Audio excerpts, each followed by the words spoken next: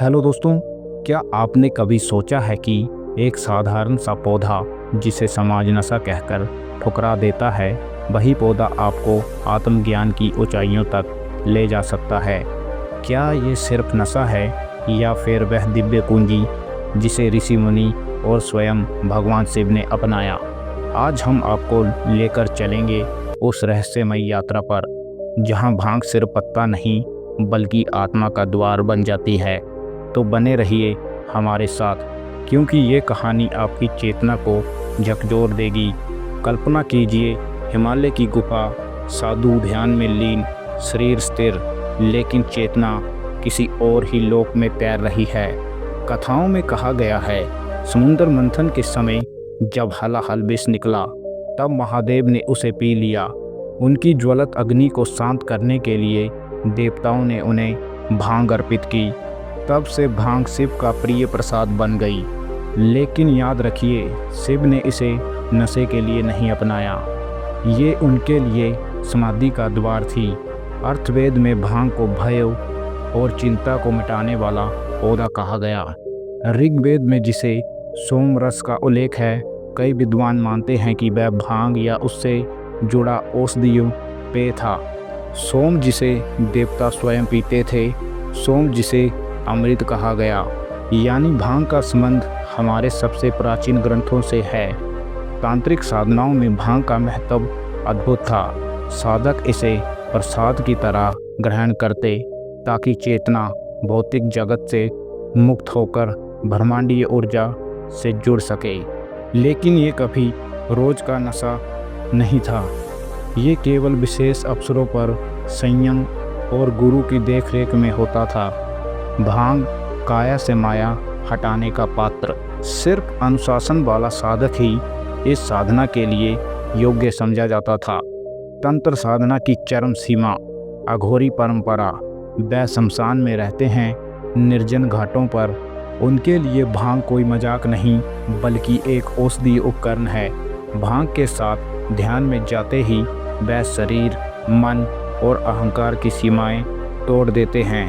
वह मृत्यु से पार जाकर परम जीवन को खोजते हैं। ये प्रतिक्रिया खतरनाक है, क्योंकि साधना की शुद्धता ना हो तो मन विकृत हो सकता है।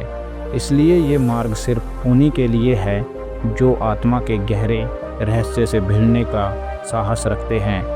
आधुनिक विज्ञान ने भी अब ये मानना शुरू किया है कि भांग के तत्व THC और CBD हमारे एंडोक्राइनोइड सिस्टम पर असर डालते हैं। यही सिस्टम ध्यान, नींद और अनुभूति को नियंत्रित करता है। कुछ वैज्ञानिक कहते हैं ये पिनियल ग्लैंड तीसरी आंख को सक्रिय कर सकता है, यानी वही स्थान जिसे योगी और साधक ध्यान से जागृत करने की कोशिश करते हैं। भांग, ध्यान और तीसरी आंख, ये संयोजक साधक को समाधि तक पहुंचा सकते हैं। भारतीय तंत्र में एक रहस्य है नाद योग, जहां साधक ध्वनि के माध्यम से ब्रह्मांड में प्रवेश करता है।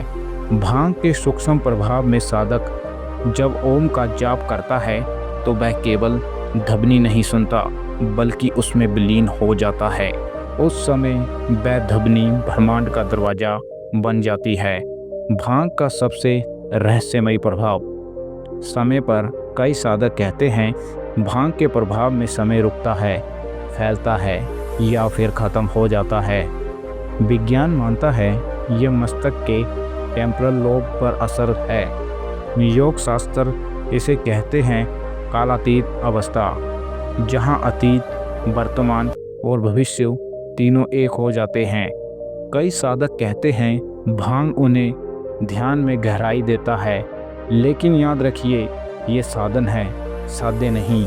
ये अग्नि है जो तपा भी सकती है, भस्म भी कर सकती है।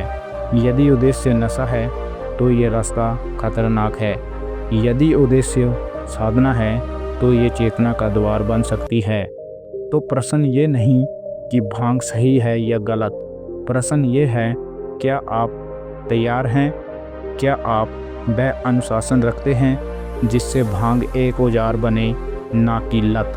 भांग मंजिल नहीं, ये सिर्फ एक कुंजी है। सच्चा आत्मज्ञान तब आता है जब साधक उस कुंजी को भी पीछे छोड़ देता है। भांग, साधना और शिव तीनों हमें यही सिखाते हैं कि आत्मज्ञान की यात्रा बाहर नहीं भीतर है। अगर आपको ये रहस्यमयी यात्रा पसंद आई तो इस वीडियो को लाइक करें। ऐसे और अद्भुत रहस्य को जानने के लिए चैनल को सब्सक्राइब करना ना भूलें और कमेंट में बताइए, क्या आप मानते हैं कि भांग सिर्फ नशा है या फिर आत्मज्ञान का रहस्य